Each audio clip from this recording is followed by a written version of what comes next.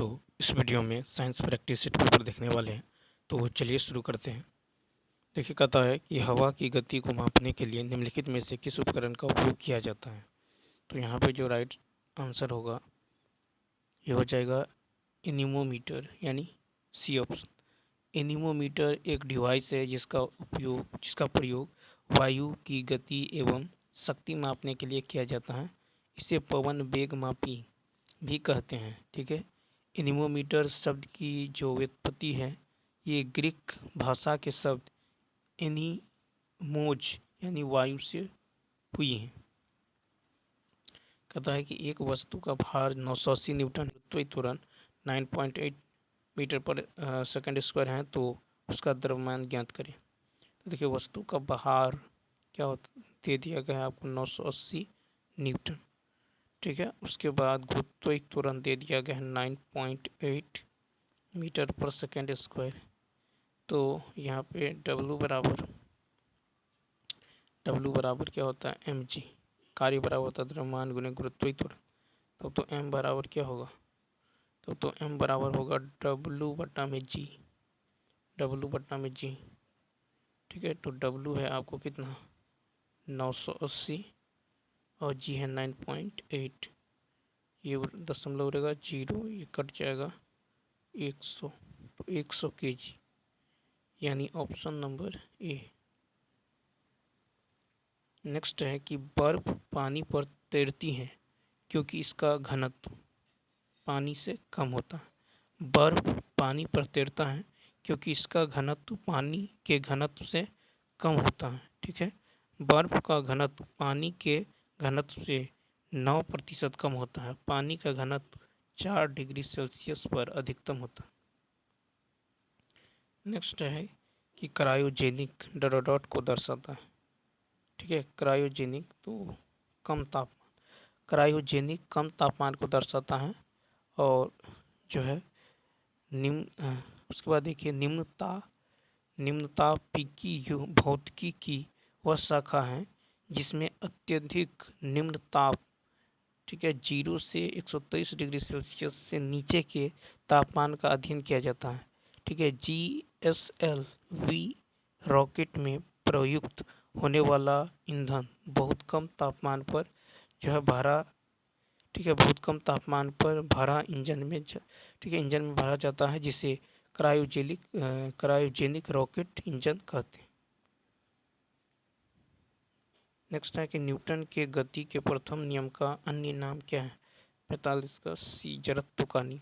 Newton के गति के प्रथम नियम को जड़त्व का नियम, ठीक है, न्यूटन के गति जो है विषयक 3 नियम है। प्रथम नियम जड़त्व का नियम, द्वितीय नियम संवेग का नियम, ठीक है, और तृतीय नियम जो है क्रिया प्रतिक्रिया का नियम। ठीक है, प्रथम नियम जड़त्व का नियम, द्वितीय नियम संवेग का नियम, तृतीय नियम क्रिया प्रतिक्रिया का नियम।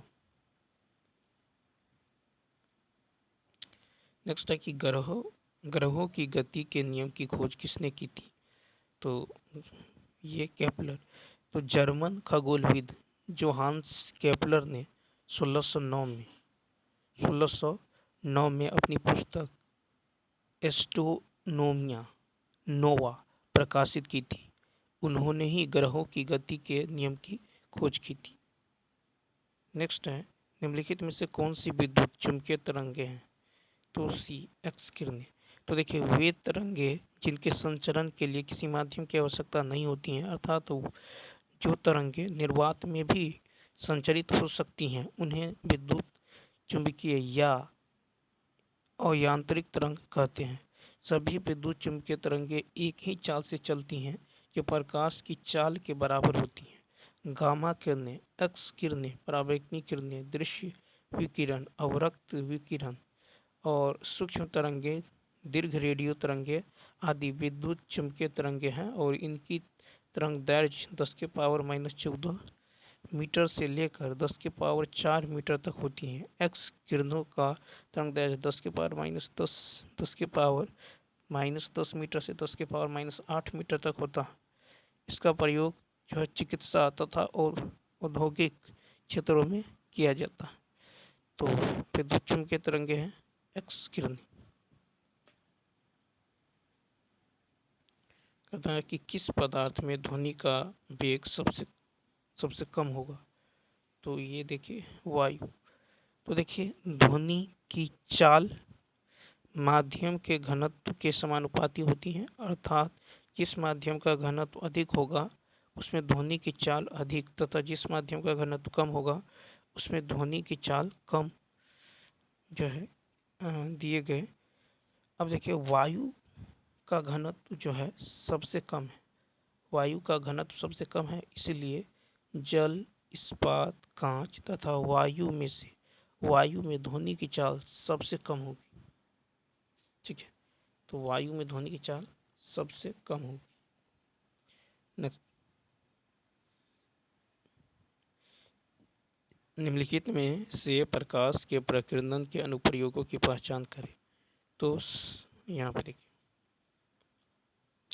प्रकाश के प्रकीर्णन के अनुप्रयोगों की पहचान टिंडल प्रभाव, सूर्य का लाल और आकाश का नीला होना, खतरे के संकेतों का लाल होना। ठीक है, तो प्रकाश के प्रकीर्णन का जो कारण है यह है बी ऑप्शन। ठीक है, तो टिंडल प्रभाव, सूर्य का लाल होना और आकाश का नीला होना और खतरे के संकेतों का लाल होना। तो ऑप्शन नंबर क्या होगा, बी होगा। ठीक है, अब चलिए देखते हैं नेक्स्ट। कहता है निम्नलिखित में से कौन सी राशि किसी जो है दिए गए धातु के तार की विद्युत प्रतिरोधकता को प्रभावित करती है। 50 का होगा आपको ए तार के पदार्थ की प्रकृति। तो किसी दिए गए तार की विद्युत प्रतिरोधकता को जो तार के पदार्थ की प्रकृति सर्वाधिक प्रभावित करती है। तार की प्रतिरोधकता उसका आंतरिक गुण है, किसी भी पदार्थ का वह गुण जो उसमें से होकर प्रवाहित होने वाली विद्युत धारा का विशेष ठीक है विरोध करता है, उसे उसका प्रतिरोध करते हैं और इसे कैपिटल आर से व्यक्त किया जाता है। इसका SI मात्रक ओम होता है। ठीक है, तो कहता कौन सी राशि किसी दिए गए धातु के तार की विद्युत प्रतिरोधकता को प्रभावित करता है। तार के पदार्थ की प्रकृति। कहता खाली स्थान एक रासायनिक परिवर्तन नहीं है। तो एक आइस क्यूब पिघलना पदार्थ के आकार, माप, साइज, रंग और अवस्था जैसे गुण उसके भौतिक गुण कहलाते हैं। वह परिवर्तन जिसमें किसी पदार्थ के भौतिक गुणों में परिवर्तन हो जाता है भौतिक परिवर्तन कहलाता है। ऐसे परिवर्तन में कोई नया पदार्थ नहीं बनता। आइस क्यूब का पिघलना भौतिक परिवर्तन का उदाहरण है। ठीक है, आइस क्यूब का पिघलना जो है ये आपको भौतिक परिवर्तन का उदाहरण है। शेष अन्य यदि देखें तो ये रासायनिक परिवर्तन के उदाहरण। नेक्स्ट, कहता है कि सामान्यतया परमाणु के नाभिक में होते हैं। तो 52 का होगा ए प्रोटॉन और न्यूट्रॉन। ठीक है, तो परमाणु किसी तत्व का वह छोटे से छोटे कण है जो किसी भी रासायनिक प्रक्रिया में भाग ले सकता है परंतु स्वतंत्र अवस्था में नहीं रह सकता। परमाणु के नाभिक में प्रोटॉन तथा न्यूट्रॉन होता है। ठीक है, प्रोटॉन परमाणु के अंदर प्रोटॉन एक ऐसा सूक्ष्म कण है जिसका सापेक्ष द्रव्यमान हाइड्रोजन परमाणु के द्रव्यमान के लगभग बराबर होता है और इस पर इकाई धन आवेश रहता है। परमाणु में धन आवेश युक्त इस कण की खोज का श्रेय गोल्डस्टीन को जाता है। ठीक है, नेक्स्ट क्वेश्चन नंबर देखिए। कहता सामान्यतः परमाणु नाभिक में होते हैं प्रोटॉन न्यूट्रॉन। परमाणु हथियार में उपयोग किए जाने वाले सबसे सामान्यतः समस्थानिक है। तो ये है आपको यूरेनियम और प्लूटोनियम। तो परमाणु हथियार में उपयोग किए जाने वाले सबसे आम समस्थानिक यूरेनियम 235। ठीक है, यूरेनियम 235 और प्लूटोनियम 239 परमाणु का नाभिकीय विखंडन पर जो है आधारित होते हैं और इसके लिए परमाणु के केंद्रक में न्यूट्रॉन से प्रहार किया जाता है और इससे बहुत अधिक ऊर्जा निकलती है। परमाणु बम की और नियंत्रित श्रृंखला क्रियाओं के परिणाम स्वरूप जो है भीषण प्रचंडता के साथ परमाणु का विस्फोट होता है।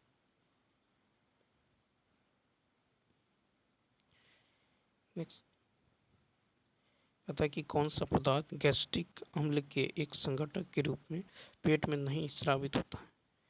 चौवन का यदि देखें तो बी सल्फ्यूरिक अम्ल। तो सल्फ्यूरिक अम्ल एक तीव्र अकार्बनिक अम्ल है। यह गंधहीन रंगहीन पदार्थ हैं जो जल के साथ विलय हैं। इसका रासायनिक सूत्र H2SO4 है। इसका प्रयोग जो है पेट्रोलियम के शोधन में कई प्रकार के विस्फोटक बनाने में, ठीक है, रंग व औषधियाँ बनाने में और संचायक बैटरी आदि में होता। किसे मेंडलीव की आवाज सारणी की सीमा के रूप में माना गया था। तो 55 का होगा बी। तो देखिए हाइड्रोजन का क्षार धातुओं के साथ साथ हेलोजन से जो सादृश्य और हाइड्रोजन को कोई विशिष्ट स्थान नहीं दिया गया था, इसे मेंडलीव की आवर्त सारणी की सीमा के रूप में माना गया है। तो हाइड्रोजन का क्षार धातुओं के साथ साथ हेलोजन से सादृश्य हाइड्रोजन को कोई जो है विशिष्ट स्थान नहीं दिया गया। कहा कि गैसों में जो है किस में एक तीखी गंध होती है। तो अमोनिया अमोनिया NH3 गैस की खोज प्रिस्टले ने की थी। यह नाइट्रोजन का सबसे प्रमुख अकार्बनिक यौगिक है। यह जो है अपनी विशेष तीक्ष्ण गंध के कारण जो है सहजता से पहचानी जा सकती है। अमोनिया विशिष्ट उर्वरक जैसे यूरिया, अमोनियम सल्फेट आदि का प्रमुख संघटक है। बर्फ बनाने के कारखानों में इसे प्रशीतक के रूप में प्रयोग करते हैं। अतः कार्बन जो है किस रूप का उपयोग शुष्क स्नेहक के रूप में किया जाता है। 57 का भी ग्रेफाइट। तो देखिए ग्रेफाइट क्रिस्टलीय कार्बन के प्राकृतिक रूप है। यह मूल तत्व खनिज है जो आग्नेय और क्रांतिक चट्टानों में पाया जाता है। ग्रेफाइट का उपयोग शुष्क स्नेहक, पेंसिल की लीड, रासायनिक प्रतिरोध कंटेनरों के बनाने, बैटरी एनोड आदि बनाने में किया जाता है। कास्टिक सोडा का रासायनिक नाम क्या है। 58 का होगा B sodium hydroxide. Caustic soda का रासायनिक नाम सोडियम हाइड्रोक्साइड या दाहक सोडा है। इसका उपयोग पेट्रोलियम को जो शुद्ध करने में, साबुन बनाने में, सूती कपड़ों में चमक पैदा करने, कृत्रिम रेशम के निर्माण आदि में किया जाता है। ठीक है। और सोडियम कार्बोनेट का यूज वॉशिंग सोडा में, ठीक है, सोडियम क्लोराइड साधारण नमक और सोडियम थायोसल्फेट यानी फोटोग्राफी में प्रयोग किया जाता है। सोडियम थायोसल्फेट को फोटोग्राफी में कहता है कि धातुओं में कौन सी फोटो फिल्मों में इस्तेमाल की जाती है। 59 का भी रजत। तो रजत धातु फोटो फिल्मों में इस्तेमाल की जाती हैं। सिल्वर क्लोराइड को हॉर्न सिल्वर कहा जाता है। इसका उपयोग फोटोक्रोमेटिक कांच बनाने में होता है। सिल्वर आयोडाइड का उपयोग कृत्रिम वर्षा कराने में होता है। सिल्वर ब्रोमाइड का उपयोग फोटोग्राफी में होता है। सिल्वर ब्रोमाइड का उपयोग फोटोग्राफी में होता है। सिल्वर आयोडाइड का उपयोग कृत्रिम वर्षा कराने में होता है। सिल्वर आयोडाइड रजत। नेक्स्ट RDX क्या है। तो एक विस्फोटक RDX एक विस्फोटक है जिसे रिसर्च एंड डेवलप्ड एक्सप्लोसिव या रॉयल विध्वंस विस्फोटक कहा जाता है। इसे साइक्लोनाइट, हेक्सोजेन या T4 भी कहा जाता है।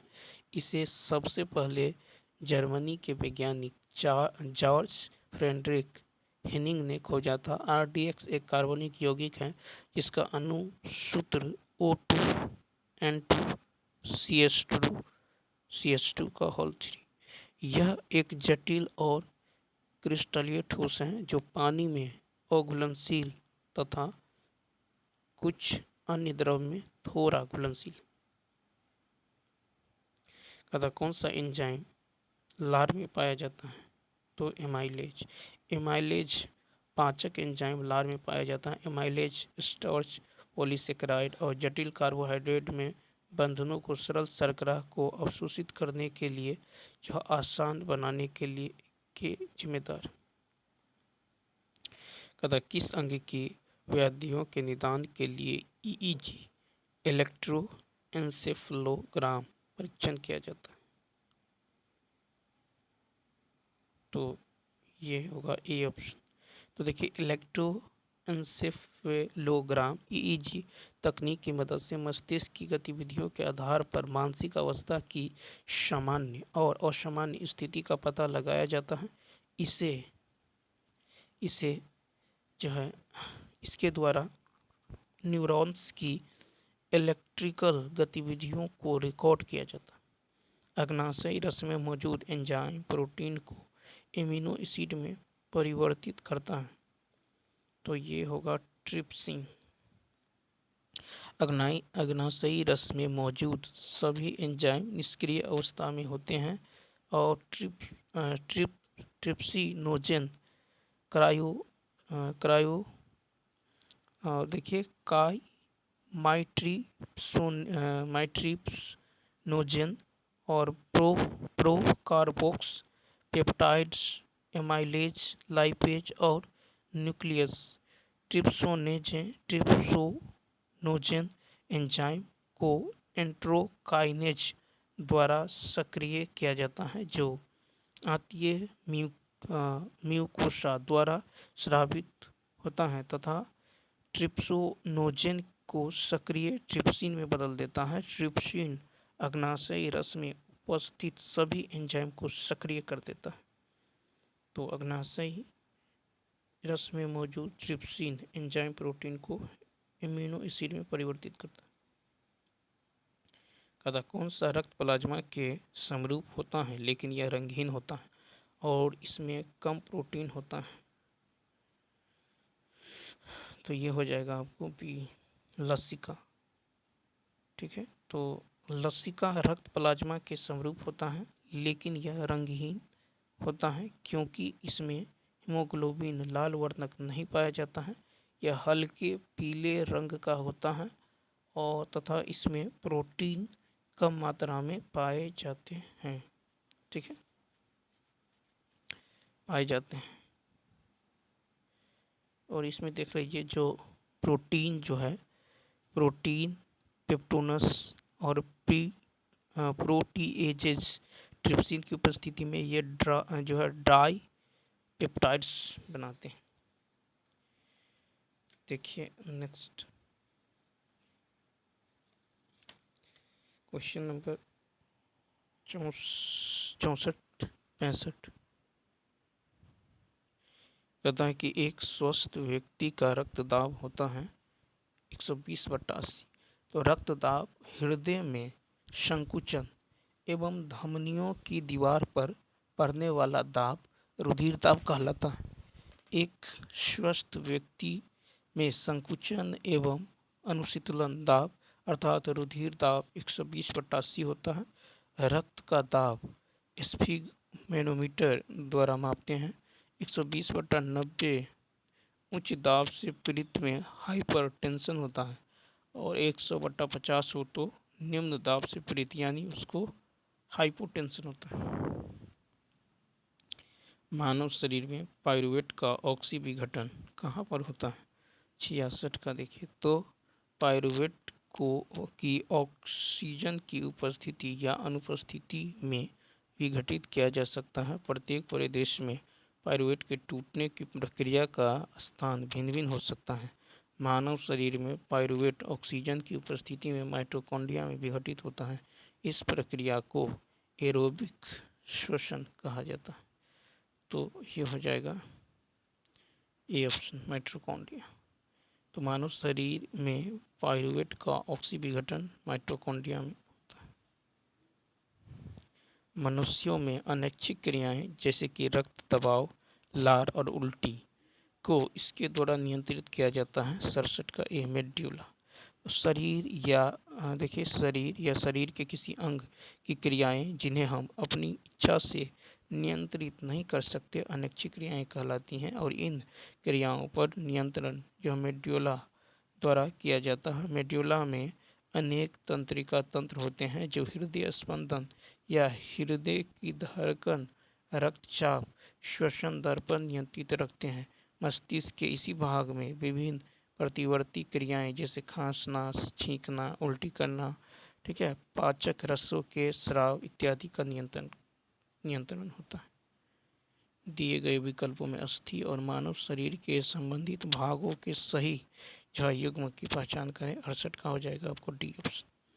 तो देखिए, मानव शरीर की अस्थि से संबंधित भाग तो ऊर्ध्व हनवस्ती, ये जबड़ा है, ठीक है, ऊर्ध्व हनवस्ती यह एक जबड़ा है। फिर जानुक अस्थि ये पैर का है, ठीक है, जानुक अस्थि ये पैर से संबंधित है। और अंतः प्रकोष्ठिका अस्थि ये हाथ से संबंधित है। नेक्स्ट, किसे भूखा हार्मोन, ठीक है, किसे भूख हार्मोन कहा जाता है? क्योंकि यह भूख को उत्तेजित करता है, भोजन का सेवन बढ़ाता है और वसा के भंडारण में वृद्धि करता है। यह है रेजिस्टीन। तो हार्मोन शरीर की अंतःस्रावी ग्रंथियों द्वारा स्रावित रसायन होते हैं जो विशेष रूप से शारीरिक अभिक्रियाओं को प्रेरित करते हैं। और घ्रेलिन एक बहुआयामी घट हार्मोन है जो अपने रिसेप्टर ग्रोथ हार्मोन, ठीक है, सीक्रेट गॉग सी रिसेप्टर्स को सक्रिय करता है। और घ्रेलिन हॉलमार्क के कार्य भोजन के सेवन, वसा के जमाव और वृद्धि हार्मोन रिलीज पर इसके उत्तेजक प्रभाव हैं, ठीक है। घ्रेलिन हार्मोन भूख के लिए उत्तरदायी हार्मोन, ठीक है। तो यहाँ पर हो जाएगा रेजिस्टीन। नेक्स्ट, कहता है कि किसकी कमी से रिकेट्स बीमारी होता है? A vitamin D. तो विटामिन डी की कमी से रिकेट्स होता है बच्चों में। और विटामिन ए की कमी से रतौंधी, विटामिन बी की कमी से बेरी, विटामिन सी की कमी से स्कर्वी। कहता है HIV एड्स विषाणु का संक्रमण नहीं हो सकता, डी ऑप्शन। तो HIV एड्स विषाणु का संक्रमण स्तनपान से, रक्त आधान से, असुरक्षित यौन संबंध से, संक्रमित सुई के प्रयोग से होता है। नेक्स्ट, कहता है कि रक्त लापता की स्थिति किसकी वजह से होती है? 72 का बी, RBC की कमी। तो रक्त लापता यानी एनीमिया का साधारण मतलब रक्त यानी खून की कमी है। यह लाल रक्त कोशिका RBC में पाए जाने वाले कण हीमोग्लोबिन की संख्या में कमी आने से होती हैं। हीमोग्लोबिन के अणु में अनचाहे परिवर्तन आने से भी रक्त अल्पता के लक्षण प्रकट होते हैं। कहता है कि किस कोशिकीय घटक को कोशिका के प्रोटीन के कारखाने के रूप में जाना जाता है? 73 का ई। तो देखिए, राइबोसोम को कोशिका के प्रोटीन के कारखाने के रूप में जाना जाता है। राइबोसोम RNA और प्रोटीन दोनों से बनी एक अंतर कोशिकीय संरचना है और यह कोशिका में प्रोटीन संश्लेषण का स्थान है। कहता किसी प्राणी जगत के अंतर्गत वर्गीकृत किया जाता है? तो मेटोजोआ।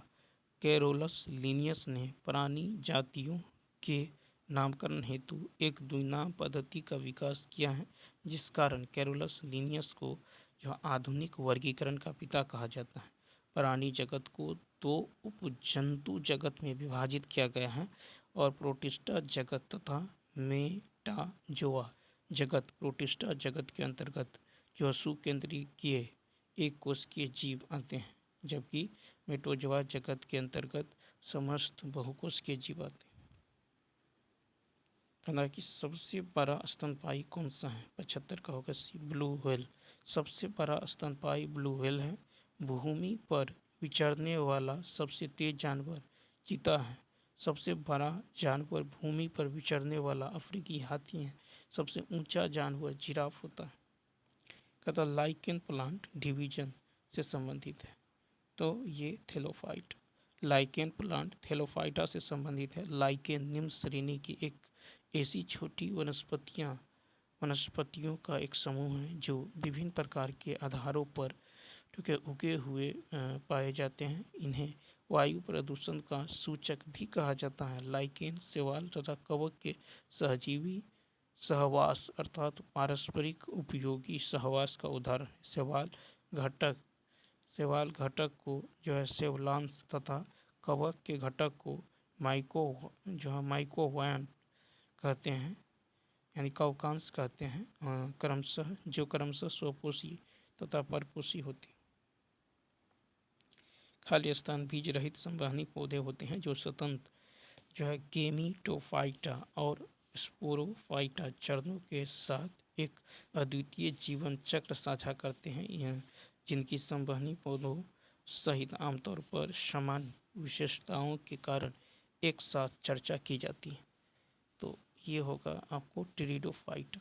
टेरिडोफाइटा बीज रहित संवहनी पौधे होते हैं जो स्वतंत्र गैमेटोफाइटा और स्पेरोफाइटा चरणों के साथ एक अद्वितीय जीवन चक्र साझा करते हैं और जिनकी संवहनी पौधों सहित आमतौर पर सामान्य विशेषताओं के कारण एक साथ चर्चा की जाती है। कहता सामान्य गेहूं का वास्तविक नाम। सामान्य गेहूं का वास्तविक नाम क्या है? 78 का होगा बी, ट्रिटिकम स्टिवम। तो कुछ साधारण नाम जैसे देखिए, गेहूं का ट्रिटिकम स्टिवम है, गेहूं का ट्रिटिकम स्टिवम है। चना का सीसर एरिएटिनम है, सीसर एरिएटिनम, ठीक है, सीसर, यह है सीसर एरिएटिनम चना का। सरसों को ब्रेसिका कम्प्रेस्टिस है, ठीक है, ब्रेसिका कम्प्रेस्टिग, ठीक है, क्या है तो ब्रेसिका कम्प्रेस्टिस सरसों का। मटर का पाइसम स्टाइवम, मटर का पाइसम स्टाइवम, मटर का पाइसम स्टाइवम। सरसों का ब्रेसिका कम्प्रेस्टिस, चना का सीसर एरिएटिनम और गेहूं का ट्रिटिकम स्टिवम। कौन सा पुष्प का मादा जनन अंग है? तो यह है स्त्रीकेसर। पुष्प का मादा जननांग स्त्रीकेसर होता है जिसके शीर्ष पर एक वर्तिकाग्र होता है। स्त्रीकेसर एक फूल का बीजांड उत्पादक भाग है। कहना पौधों में अपशिष्ट उत्पाद के रूप में ऑक्सीजन कब और कैसे उत्सर्जित होता है? तो ये होगा दिन के समय प्रकाश संश्लेषण के द्वारा। पौधे दिन के समय प्रकाश संश्लेषण के द्वारा अपशिष्ट उत्पाद के रूप में ऑक्सीजन का उत्सर्जन करते हैं। पौधे श्वसन के दौरान ऑक्सीजन ग्रहण करते हैं तथा कार्बन डाइऑक्साइड का यह अपशिष्ट उत्पाद के रूप में उत्सर्जित करते हैं। तो 80 का हो जाएगा आपको ऑप्शन नंबर बी। उसके बाद देखिए इसमें जो है हिंदी का भी क्वेश्चन है, तो चलिए उसको भी देख लेते हैं।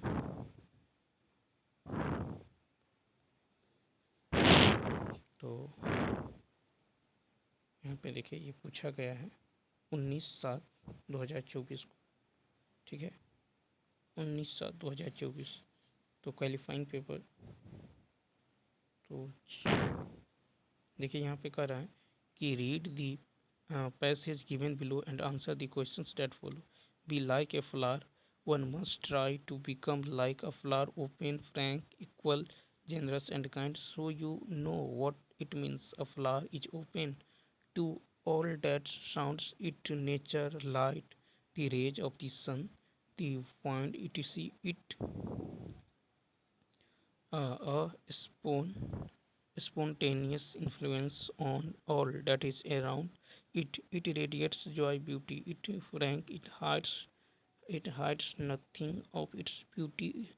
Okay, lets its fragrance flow frankly out of itself. What is within and what is in depths, कहता है it lets it come out so everyone can see it. It equal. It has no preference. Everyone can enjoy its beauty and its uh,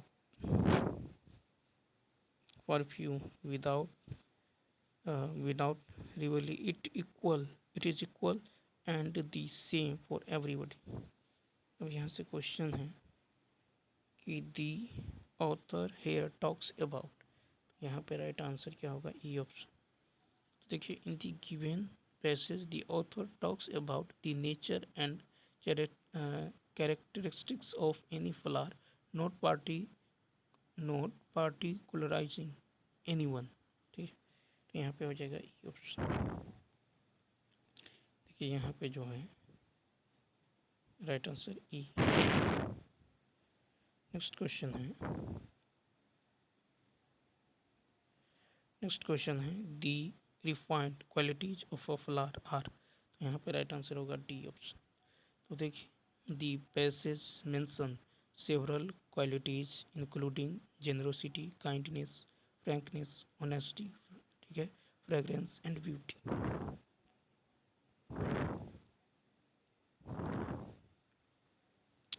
next question है कि अ spontaneous influence means. तीन का हो जाएगा C option, यानी naturally created influence. ठीक है, तो अ स्पॉन्टेनियसली इन्फ्लुएंस मीन्स होता है नेचुरली क्रिएटेड इन्फ्लुएंस। नेक्स्ट है कि a flower is open to all because. चार का होगा डी ऑप्शन। ठीक है, तो a flower is open to all because it radiates joy, it influence all and it spreads it beauty to all. ठीक है, तो यहाँ हो जाएगा मोर देन वन। नेक्स्ट है कि a flower is compared with human beings. ठीक है, तो ऑप्शन नंबर ए। नेक्स्ट है, कहता है कि if 21 March is Wednesday what will be 25 मार्च। तो 21 मार्च को वेडनेसडे है, तो 25 मार्च को क्या होगा? 25 में से 21 घटा दीजिए, कितना? 4। अब 4 इसमें ऐड कर दीजिए, तो Wednesday, Thursday, Friday, Saturday, Sunday. B option क्या हो जाएगा? B option. नेक्स्ट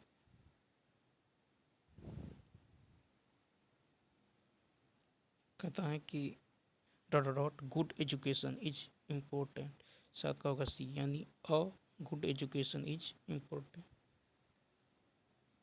यहाँ पे देख सकते हैं article a is most suitable for the given space. It is used before nouns and begins with a consonant sound. In it is an indefinite articles used to indicate any non-specified member of a group or category। तो यहाँ पे हो जाएगा ए। देखिए, कहता है कि he saw dot elephant at the zoo. तो इट का हो जाएगा आपको एन, यानी he saw an elephant at g to at g at. ठीक है, he saw an elephant to the zoo. Elephant ये जो है वोवेल साउंड से शुरू हो रहा है, इसीलिए यहाँ पे एन लग। Next question number 9। अब यहाँ पे देखिए 9 जो है, यहाँ आपको पैसेज का ध्यान से दे दिया गया है कि आदर्श व्यक्ति सद्कर्मों में आस्था रखता है, इसी में वह अपने जीवन की सार्थकता समझता है। उसके जीवन का प्रत्येक क्षण सद्कर्म ही व्यतीत होता है। विश्राम और विनोद के लिए उसके पास निश्चित समय रहता है। वह जो है शेष समय समाज के उत्थान में लगाता है। उसके जीवन में आलस्य के लिए कोई स्थान नहीं होता। विपत्तियों में भी वह अपने चरित्र का सच्चा जो परिचय देता है। धैर्य रूपी कुदाल से कहता वह बड़े बड़े संकट रूपी पर्वतों को निर्मूल कर देता है। उसकी कार्यकुशलता देखकर लोग आश्चर्य विमूढ़ हो जाते हैं। वह परिस्थितियों का दास नहीं होता, परिस्थिति उसकी दास होती हैं। इस अर्थ में उसका चरित्र प्रशंसनीय होता है और वह धैर्य से संकट को दूर करता है। आदर्श व्यक्ति के जीवन में किसके लिए स्थान नहीं होता? तो आलस्य के लिए। कहता है कि लोग आश्चर्य विमूढ़ क्यों होते हैं? 10 का बी, आदर्श व्यक्ति की कार्यकुशलता देखकर। कहता है कि किस अर्थ में आदर्श व्यक्ति का चरित्र प्रशंसनीय होता है? सी ऑप्शन, यानी एक धैर्य से संकट को दूर करता है। कहता आदर्श व्यक्ति किस में आस्था रखता है? 12 का होगा सी, यानी सद्कर्म। कहता है गद्यांश का उपयुक्त शीर्षक है। 13 का हो जाएगा बी, आदर्श व्यक्ति। फिर देखिए पैसेज है कि स्वास्थ्य और चरित्र एक दूसरे से घनिष्ठता के साथ जुड़े होते हैं। वही व्यक्ति स्वस्थ होता है जिसके चरित्र में आत्मसंयम, चारित्रिक दूषण व्यक्ति के पतन का कारण ठीक है। आत्मसंयम को चरित्र की सीढ़ी कहा गया है। इसी सीढ़ी के माध्यम से कोई व्यक्ति उत्तरोत्तर विकास की यात्रा तय करता है। ठीक है। व्यायाम को स्वास्थ्य का सहोदर कहा गया। यही जो है किसी व्यक्ति की काया और चित्त को निर्मल और जो है निरुज बनाता है। चरित्र की रक्षा का अर्थ है काया और चित्त को विभिन्न दूषणों से मुक्त। कहता है कि विभिन्न दूषणों से मुक्त होने का कार्य 14 का हो जाएगा आपको ए ऑप्शन, यानी चरित्रों की रक्षा। कहता है स्वस्थ व्यक्ति का लक्षण, तो 15 का होगा ए, यानी आत्मसंयम। किसी व्यक्ति का विकास किस पर आश्रित होता है? 16 का बी, आत्मसंयम। नेक्स्ट है कि स्वस्थ का सहोदर है। 17 का हो जाएगा बी, तो व्यायाम। ठीक है, व्यायाम को स्वस्थ का सहोदर कहा गया। व्यक्ति के पतन का कारण है 18 का। व्यक्ति के पतन चारित्रिक दोष। कहता विशेषण है, तो 19 में यदि देखें विशेषण है जीवंत। ठीक है, विशेषण है जीवंत, तो विशेषण जीवंत, जीवनी, जीवंतता संज्ञा शब्द। ठीक है, अब देखिए विशेषण के भेद जो है सार्वनामिक, यहाँ पे है सार्वनामिक विशेषण, गुणवाचक विशेषण, संख्यावाचक विशेषण। कहता शिव का पर्याय 20 का होगा सी, शशि शेखर। ठीक है, तो शिव का पर्याय है शशि शेखर, महादेव, नीलकंठ, महाकाल, रुद्र। ठीक है, निर्जर का पर्याय है देव, सुर, अमर, अमृत। कंदर्व का पर्याय है मदन, मनोज। ठीक है, तो कंदर्प का पर्यायवाची है अनंग, मनसी, रतिनाथ, मानकेतु। ठीक है, गतिपति, मदन, कामदेव। ठीक है, मंथन, मनोज, काम इत्यादि। ठीक है, और निर्जर का है देव, सूर, अमर, अमृत, त्रिदश। कहता है कि शुद्ध शब्द है 21 का होगा सी, अंधिकार। ठीक है, शुद्ध शब्द है अंधिकार। ठीक है, तो अंधिकार शुद्ध शब्द है जिसका अर्थ होता है अधिकार या योग्यता एवं पात्रता का अभाव। अत्यधिक में कौन सी संधि है? तो 22 का होगा सी ऑप्शन, यानी स्वर संधि।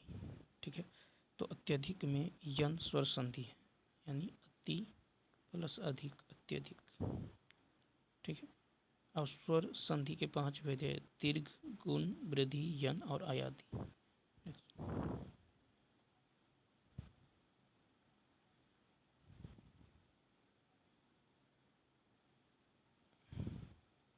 यहाँ पे देखिए